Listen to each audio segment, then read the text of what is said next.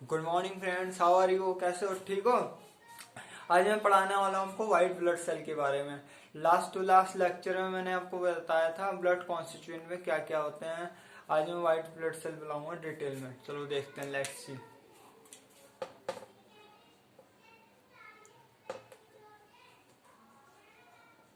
White blood cell और दूसरा नाम क्या है इसका? ल्यूकोसाइट। ल्यूकोसाइट्स और लोकल लैंग्वेज में सोल्जर ऑफ सेल भी कहा गया जाता है। बचपन से पढ़ते आ रहे हो आप, सोल्जर ऑफ सेल। ये 3 नामों से जाना जाता है व्हाइट ब्लड सेल। इसे सोल्जर ऑफ सेल क्यों कहा जाता है? क्योंकि यह हमारी इम्यून सिस्टम को बूस्टअप करता है एक तो, और दूसरा हमारे को बीमारियों से बचाता है। और जैसे कि जो micro organism, harmful micro organism जिसे हम पैथोजन कहते हैं, वो हमारी बॉडी में एंटर करते हैं तो उनसे फाइट करता है, उनसे हमारी बॉडी को क्या करता है? प्रोटेक्ट करता है। इसलिए सोल्जर ऑफ सेल कहते हैं। जैसे हमारे बॉर्डर पर जवान लोग हमारी देश की रक्षा करते हैं आतंकवादियों से, ऐसी ये जो व्हाइट ब्लड सेल होता है हमारी बॉडी की रक्षा करता है, इसलिए सोल्जर ऑफ सेल कहा जाता है। और इसे हिंदी में श्वेत कोशिकाएं कहा जाता है। और इसके 2 पार्ट में डिवाइड कर रखा हमने। कितने? 2 पार्ट्स में। एक तो ग्रेनुलोसाइट होता है, ग्रेनुलोसाइट।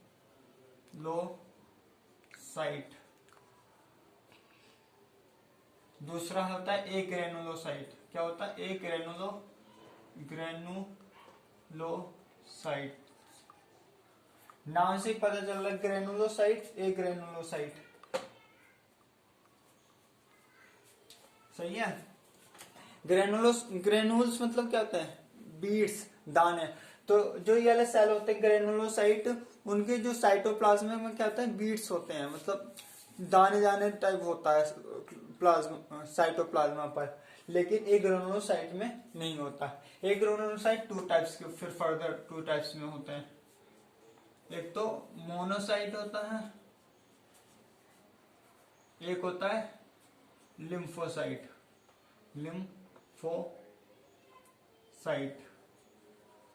सही है। लिम्फोसाइट और ग्रेनुलोसाइट फिर 3 पार्ट में डिवाइड है। कितने पार्ट में? 3 पार्ट में। एक तो होता है हमारे न्यूट्रोफिल्स।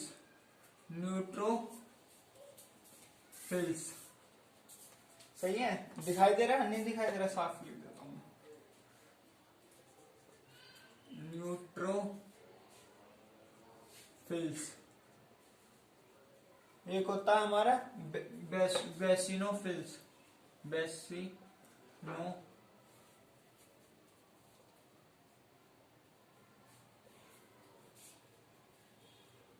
बेसोफिल्स। और एक होता हमारा योसिनोफिल्स।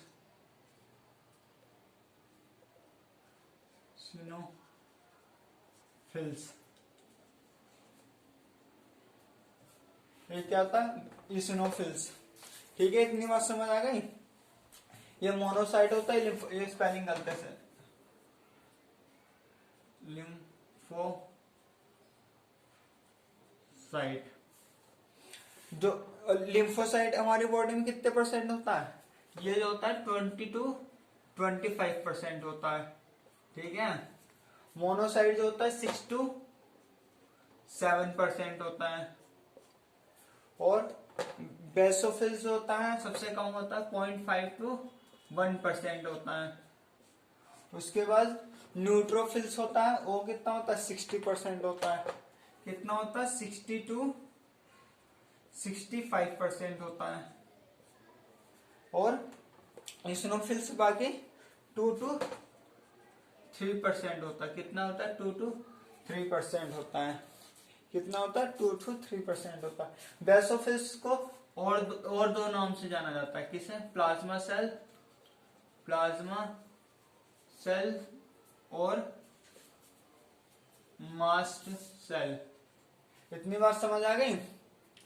व्हाइट ब्लड सेल को हमने दो पार्टों में डिवाइड किया है, ग्रेनुलोसाइट में, एक ग्रेनुलोसाइट में। जो ग्रेनुलोसाइट है उसे न्यूट्रोफिल्स कहा जाता है, और बेसिनोफिल्स होता है, उसके और नाम है हमारे plasma cell, mast cell, eosinophils, monocyte, lymphocyte. Lymphocyte को फिर फर्दर दो पार्ट में डिवाइड किया गया है, B lymphocyte and T lymphocyte. Lymphocyte and T lymphocyte.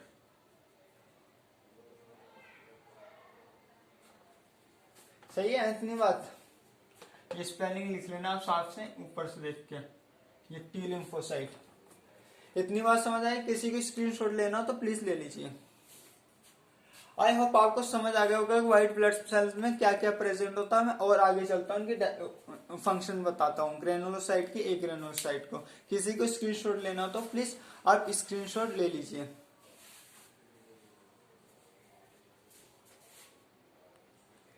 I hope आप लोगों ने स्क्रीनशॉट ले लिया होगा, मैं अब रब कर रहा हूँ।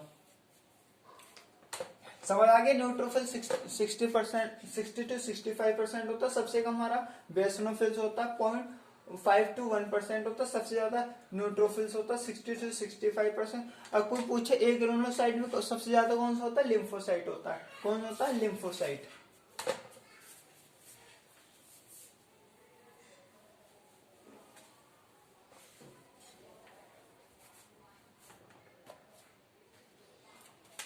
अब मैं बात करूं ग्रेनुलोसाइट की। Granulocytes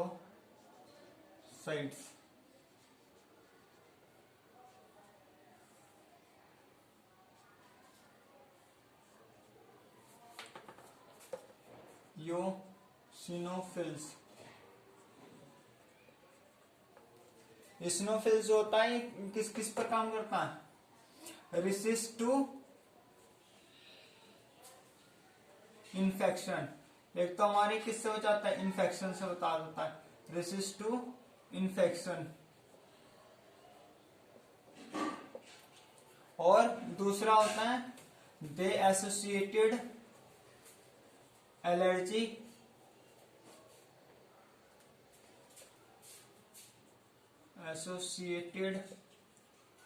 allergic reaction.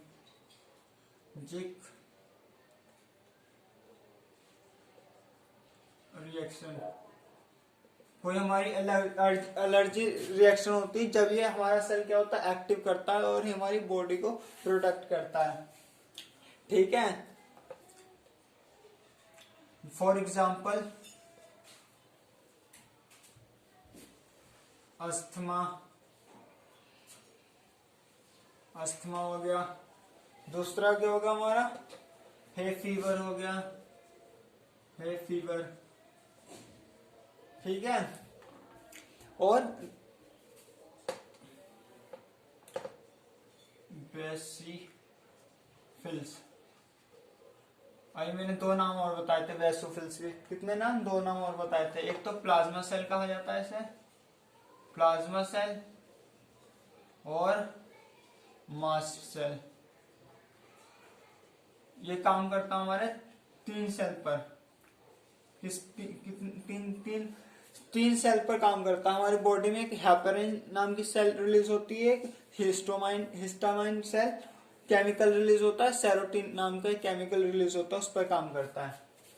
एक तो हेपेरिन, हिस्टामाइन एंड सेरोटोनिन।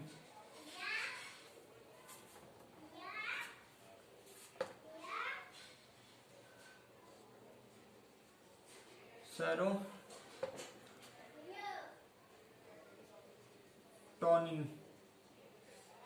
ये हेपेरिन जो होता है एंटी कोगुलेंट होता है, मतलब ये हमारी जो ब्लड की क्या होता है? थक्के नहीं बनने देता। क्या करना? थक्का, जैसे कहते हैं ना हमारी हार्ट फेलियर हो गया क्योंकि वो जम गया था, मतलब थक्का बन गया था। इसे ये कैसा नेचर का शो होता है?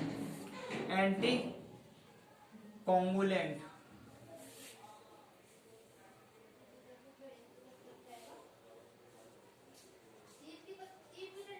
तो ये कैसा होता है? Vasodilation. Dilation in blood cell, blood vessels. ये हेपेरिन जो होता है ये क्या करता है, हमारे ब्लड वेसल्स को क्या करता था, मतलब बड़ा कर देता है। मतलब डायलेशन मतलब जो हमारे ब्लड वेसल्स इतनी थी तो इसे इतनी कर देगा। और सेरोटिन क्या करता है, इसके अपोजिट काम करता है। ये क्या करता है, इसके अपोजिट काम करता है, वैसो कंस्ट्रक्शन।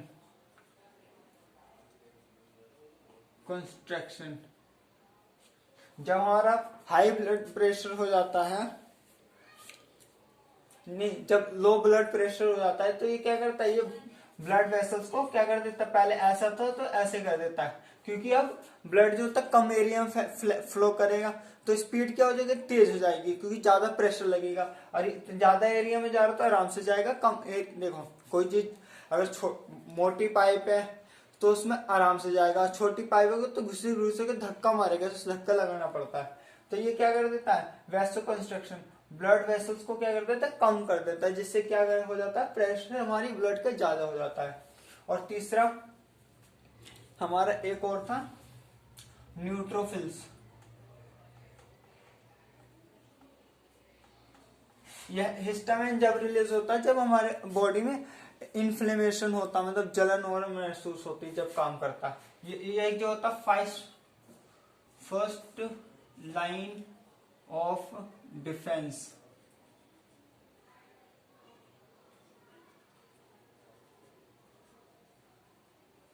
मतलब जब भी कोई हमारे अंदर पैथोजन एंटर करता है तो ये वाला व्हाइट ब्लड सेल क्या होता है, आक्रमण करता है उस पैथोजन से, लड़ने का काम करता है। ठीक है।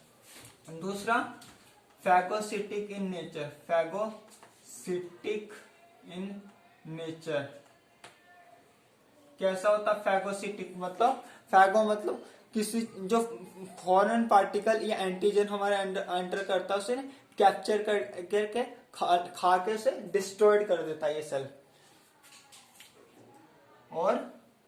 और ये हाईएस्ट अमाउंट में होता है, हाईएस्ट अमाउंट कितना, 60 to 65%। ठीक है। किसी को स्क्रीनशॉट लेना उनका प्लीज ले लीजिए। आई होप आप लोगों ने आज बहुत कुछ जान लिया होगा व्हाइट ब्लड सेल के बारे में। अब मैं सेकंड लेक्चर बताऊंगा एक ग्रेनुलोसाइट के बारे में और व्हाइट ब्लड के फंक्शन के बारे में। Thank you. लाइक करें, शेयर करें, कमेंट करें और मेरे इस चैनल को सब्सक्राइब जरूर कर लें। धन्यवाद।